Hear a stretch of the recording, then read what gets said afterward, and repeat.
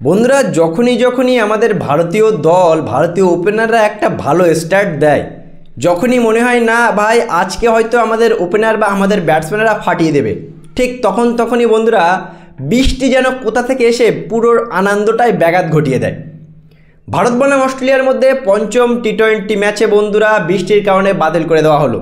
আর এই বাতিলের আগে যে 29টা বল খেলা হয়েছিল, টস হেরে যে ভারত প্রথমে ব্যাটিং করে 4 ওভার 5 বল খেলেছিল, সেই 4 ওভার 5 বল মানে 29টা বল খেলে অভিষেক শর্মা এবং শুভমান গিল 52 রান করে।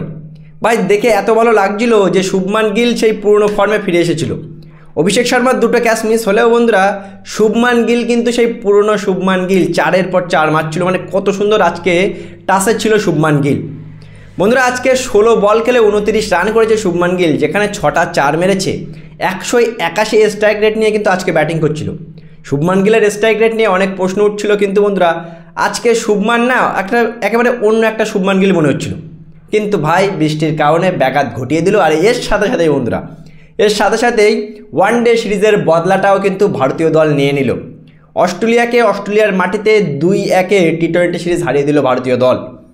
2021 সালের পর বন্ধুরা দীর্ঘ 4 বছর পর অস্ট্রেলিয়ার মাটিতে টি-20 সিরিজ হারালো ভারতীয় দল।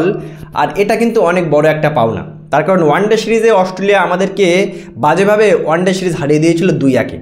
আর এবার সূর্যকুমার যাদব বা শুভমান গিল, অভিষেক শর্মারা অস্ট্রেলিয়াকে টি-20 সিরিজটা হারিয়ে দিল। বন্ধুরা কি বলবে অবশ্যই জানাবে আজকে সব ম্যাচ সম্পর্কে, এবং এই সিরিজ জিতেছে ভারত।